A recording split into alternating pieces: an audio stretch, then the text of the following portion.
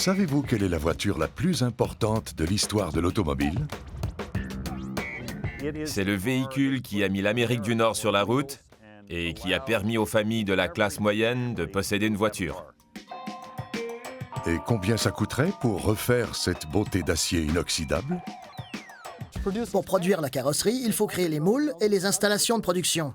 Au total, 5,5 millions de dollars. On évoque souvent la puissance du cheval, mais celle de la chèvre est méconnue. Si on parlait de sa voiture en disant qu'il s'agit d'une Goat, les gens savaient qu'on roulait en Pontiac GTO, une voiture très puissante et très prisée à l'époque. Comment définir la perfection en matière d'automobile? C'est l'objectif ultime derrière la création de toute beauté d'acier.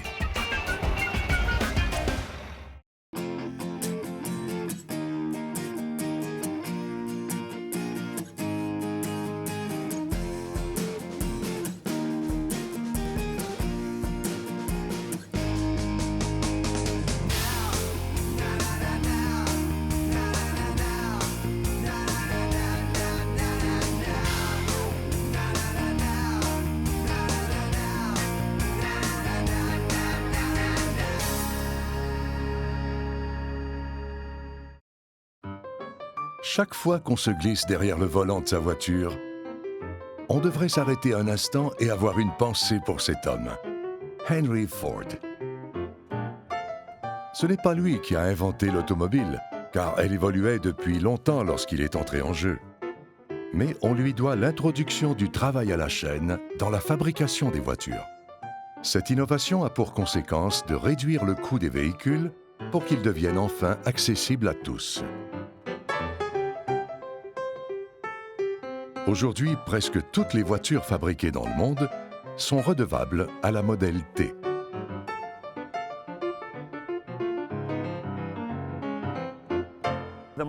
En fait, la Ford Model T est la toute première voiture au monde à être produite en très grande quantité. C'est le véhicule qui a mis l'Amérique du Nord sur la route et qui a permis aux familles de la classe moyenne de posséder une voiture. À l'époque, la plupart des familles vivaient de l'agriculture et les fermiers utilisaient la Model T pour propulser des machines agricoles, comme l'ensileuse par exemple. Les familles qui disposaient d'une voiture ont donc vu le travail sur la ferme être grandement facilité et accéléré. Elles s'en servaient aussi pour aller en ville pendant la fin de semaine. La Model T était abordable, et puisqu'on pouvait acheter des pièces, elle se réparait facilement. Elle offrait toutes sortes d'avantages, ce qui explique sa popularité en Amérique du Nord. Il s'en est vendu des millions d'exemplaires.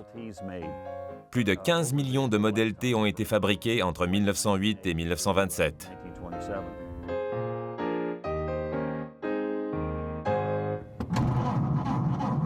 Jonathan Griggs conduit uniquement des voitures Ford, et ce depuis toujours. Son plus récent véhicule récréatif est la Ford Model A 1931, une voiture qui n'aurait jamais existé sans la Model T. Il s'agit de la deuxième voiture la plus importante de l'histoire, la première étant la Ford Model T.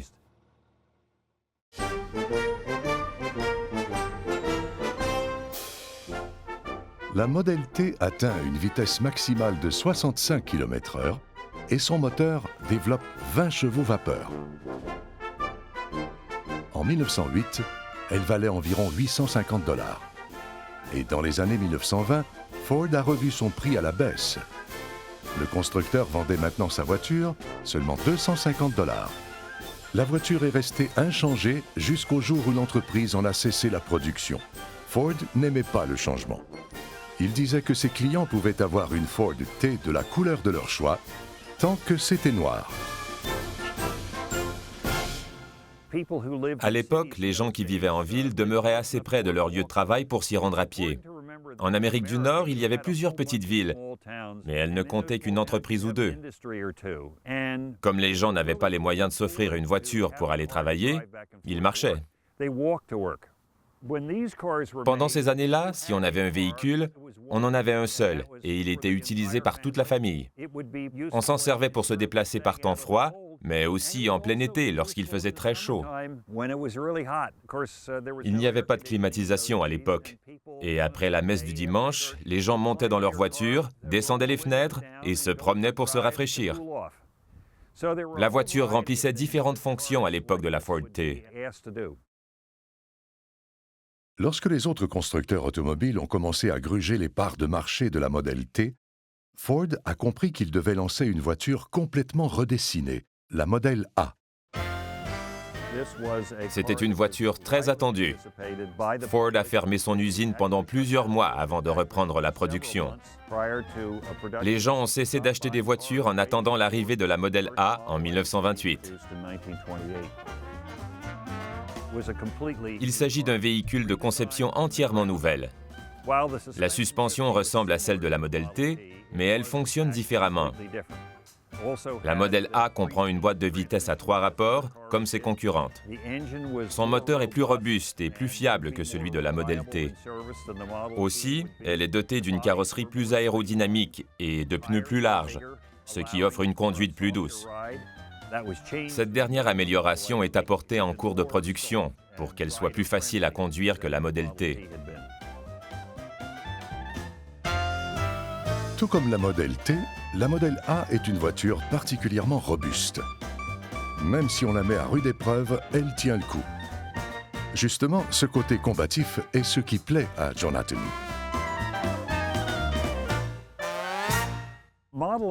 La Model A est une excellente voiture parce qu'elle est très agréable à conduire. C'est ce qui me séduit le plus. Ensuite, les pièces d'auto sont plus abordables et facilement accessibles. On peut donc la garder en état de rouler sans problème. On peut vraiment s'amuser avec cette voiture.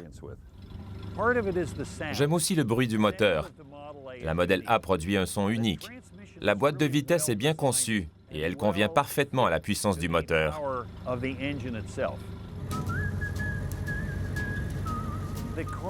Cette voiture est plutôt réactive. Elle se conduit facilement et les freins sont excellents. Honnêtement, ce que je préfère, c'est de conduire ma voiture. J'adore me promener un peu partout, à la recherche de routes en bon état qui offriront les conditions idéales de conduite.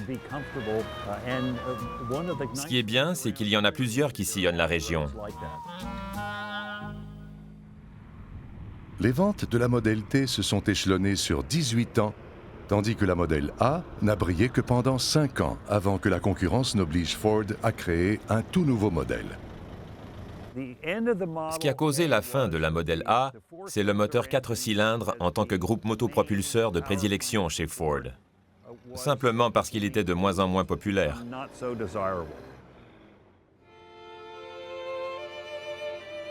Les moteurs 4 cylindres de l'époque s'équilibraient difficilement. Leur fonctionnement était irrégulier et ils vibraient beaucoup, contrairement aux moteurs 6 cylindres qui s'équilibraient facilement.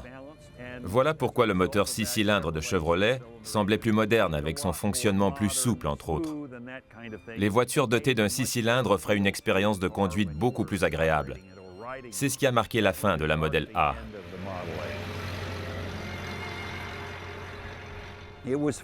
Une voiture de conception entièrement nouvelle lui a succédé en 1932.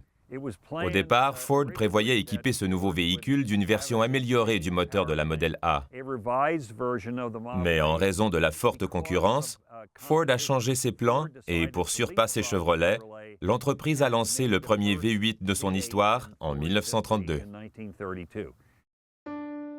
La Model T et la Model A sont les voitures les plus importantes de l'histoire de l'automobile.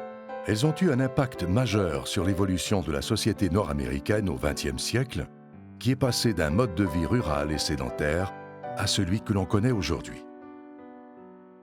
Bien que la valeur historique de la Model A soit incontestable, le plus important pour Jonathan Griggs est le plaisir de conduire sa voiture préférée. Parlant de voitures favorites, J'adore les portes de cette voiture. C'est la dernière Lincoln Continental conçue avec des portes inversées. Elle est exceptionnelle, une vraie beauté d'acier.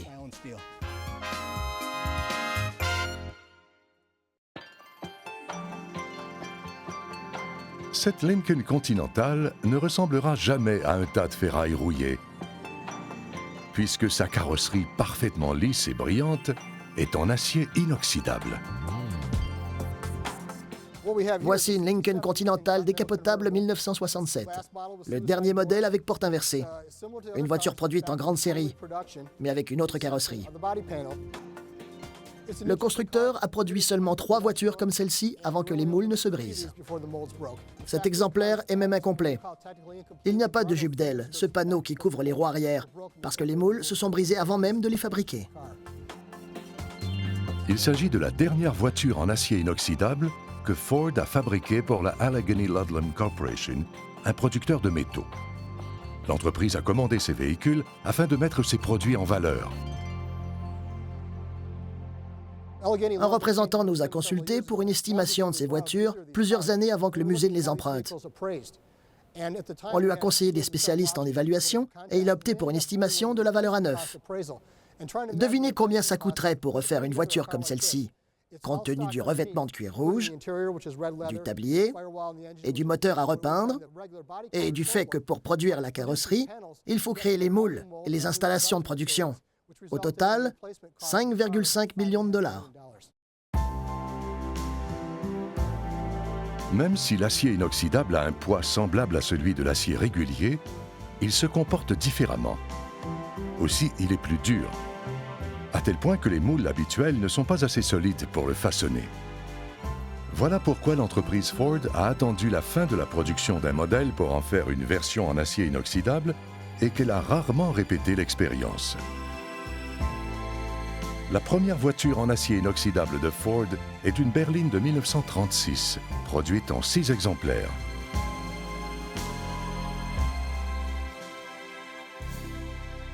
Ces véhicules ont été fabriqués pour démontrer les propriétés de l'acier inoxydable. Pas besoin de peinture ni de traitement anti-rouille. Et même si elles ont été construites avant l'ère des voitures concept, il s'agit de voitures expérimentales. Elles n'étaient pas destinées à être produites en série. On les a donc présentées lors des différents salons de l'auto aux États-Unis. Par la suite, la Allegheny Ludlam Corporation les a récupérées. Les cadres de l'entreprise s'en servaient pour leurs déplacements d'affaires. Elles affichaient plus de 320 000 km au compteur. On connaît l'emplacement de 4 de ces Ford 1936. Les 2 autres ont disparu et font probablement partie de collections privées. Mais les survivantes ont roulé pendant plus de 20 ans, jusqu'aux années 1960. C'est alors que la Allegheny Ludlam Corporation et Ford ont décidé de répéter l'expérience.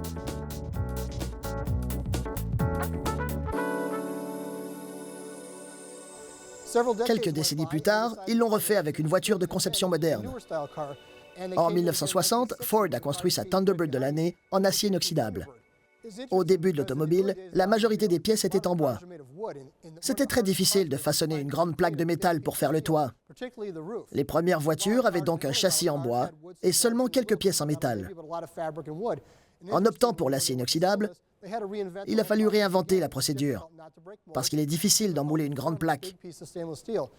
Justement, le toit de cette Thunderbird est fait de 2 pièces soudées, parce qu'il était impossible de le forger en un seul morceau.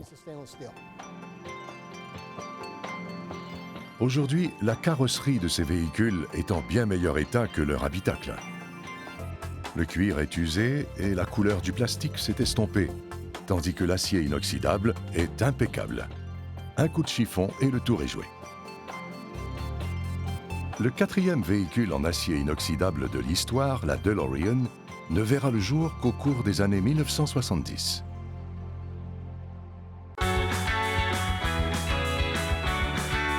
Mais avant de concevoir cette voiture légendaire, l'homme derrière la DeLorean a fait sensation en créant la toute première voiture musclée, la GTO, surnommée la GOAT.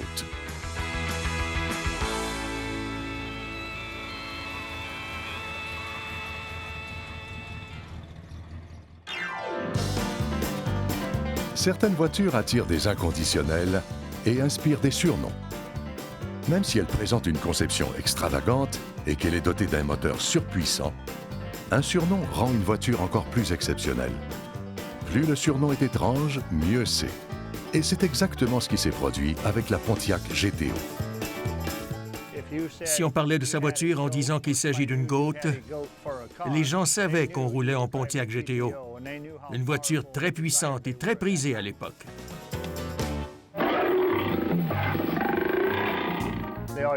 Pontiac disait qu'on croirait saisir un tigre en prenant le volant d'une GTO. Il la surnommait The Tiger, le tigre. Mais c'est le surnom populaire qui a gagné. Les gens l'appellent The Goat, la chèvre. Elle ne s'appelle pas GOT, mais c'est comme ça. Celui qui roule en Goat possède une GTO. L'année du modèle importe peu. La Goat est lancée en 1964, mais le simple fait qu'elle existe relève du défi. Elle a été conçue par John DeLorean, qui créera la DeLorean, la voiture de sport en acier inoxydable. À l'époque, cet ingénieur piaffe d'impatience à la suite d'un décret lui interdisant la course automobile. Malgré tout, John DeLorean et son équipe fabriquent un moteur qui sera offert en option sur la Pontiac Tempest 4 cylindres. Pour un supplément de 300 $, l'acheteur pourra doter sa voiture d'un moteur V8. C'est ainsi que John DeLorean et ses collègues ont transgressé les règles et qu'ils ont créé la première voiture musclée de l'histoire. Ce véhicule léger, au gros moteur, est baptisé GTO, en l'honneur de la Ferrari 250 GTO. Même si les puristes de l'automobile n'apprécient pas cet hommage, l'option V8 remporte un vif succès et elle marque le début de l'ère des voitures musclées. La plupart des propriétaires utilisaient leur GTO au quotidien et se rendaient sur les circuits automobiles les soirs de fin de semaine pour prendre part à des courses. Ils aimaient mettre leur voiture à l'épreuve. Certains en profitaient même pour la modifier. Par exemple, en changeant les pneus arrière. Les adeptes de voitures musclées avaient de l'attitude. Il valait mieux les croiser sur les circuits qu'à un feu rouge, parce qu'au feu vert, ils démarraient en trombe. En ce qui concerne l'avant de la Pontiac GTO, il se caractérise par sa largeur, mais aussi par sa calandre. Regardez, elle est interrompue au centre par la carrosserie. Cette conception permet de concentrer l'apport d'air de chaque côté du compartiment moteur et dans le radiateur. Remarquez l'avant du capot et son insigne de Pontiac. Vers l'arrière, il inclut une prise d'air. Elle n'a aucune utilité, mais elle donne du style à la voiture. Elle met l'accent sur la puissance du moteur. Autre particularité, le tachymètre, qui est intégré au capot devant le conducteur. Ça permet de garder la tête droite lorsqu'on le consulte. Pas besoin de baisser les yeux pour savoir s'il faut changer de vitesse. Il suffit de regarder droit devant soi. Cette voiture comprend aussi des phares doubles, placés à la verticale plutôt qu'à l'horizontale, comme sur les anciens modèles de GTO. C'est une innovation de Pontiac pour cette version. Ensuite, la fameuse insigne de GTO. Il suffisait de 3 lettres pour désigner cette superbe voiture musclée. Tout le monde connaissait la signification de GTO. Autre élément distinctif, il y a 4 feux arrière encastrés de chaque côté, parfaitement alignés avec la surface de la carrosserie. Et aussi, un gros pare-choc en acier chromé. La Pontiac GTO de 1967 comprend 4 nouveaux dispositifs de sécurité. Un volant pliant, une colonne de direction à absorption d'énergie, des boutons dont la longueur respecte la profondeur du tableau de bord et des feux de détresse. Toutes ces nouveautés se concentraient sur le tableau de bord matelassé, une conception courante à l'époque. On le rembourrait pour assurer la sécurité du conducteur et des passagers.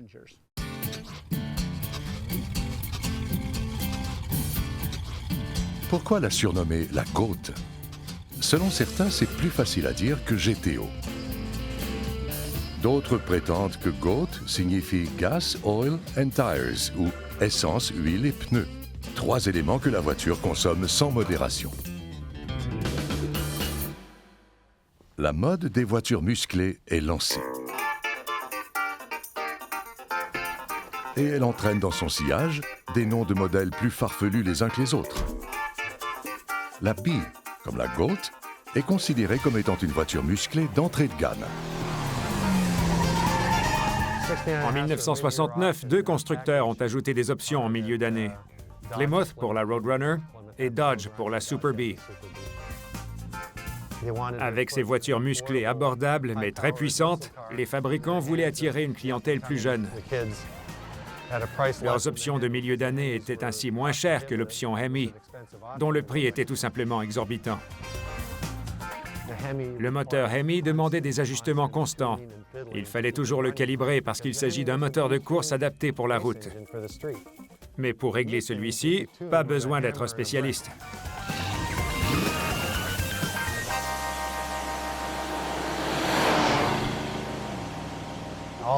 Toutes les voitures à haute performance de Dodge étaient classées Scat Pack, dont le logo représente une abeille, d'où le nom Bee.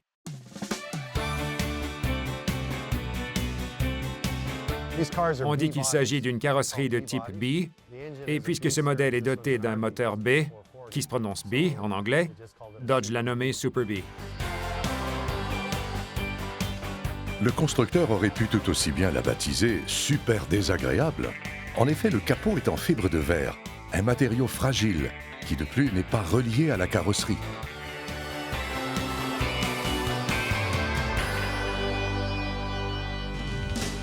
Le capot est maintenu en place par 4 goupilles. Pour l'ouvrir, il n'y a pas de charnière. Il faut retirer les goupilles, le soulever et le placer par terre ou sur le toit. Vérifier le niveau d'huile devient une opération délicate.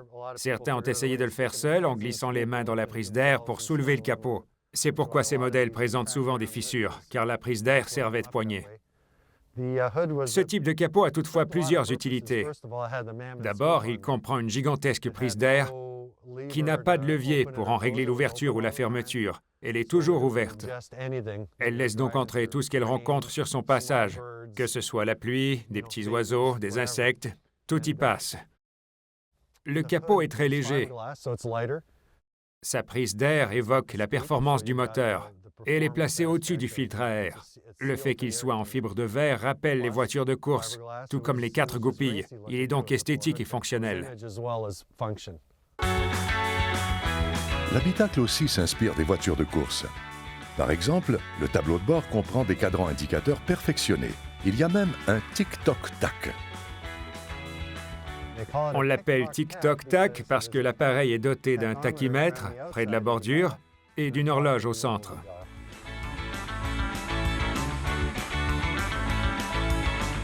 Tout comme la Pontiac GTO, la Dodge Super B se caractérise par des accessoires intérieurs de base. La Super B est particulièrement attrayante en raison de la puissance de son moteur et de son prix raisonnable. Lors de son lancement en 1969, elle coûte seulement 3 000 $. Par ailleurs, il s'agit de la première voiture musclée que Jim Bodanis s'est procurée sur Internet. Il a téléphoné au propriétaire, lui a posé quelques questions et l'affaire était réglée. Il tenait à conclure la vente, même s'il y avait des réparations à faire. Malgré ses petits défauts, cette Super B est tout simplement parfaite aux yeux de Jim. Et elle n'a rien à envier aux autres voitures musclées. En effet, cette abeille est une véritable beauté d'acier.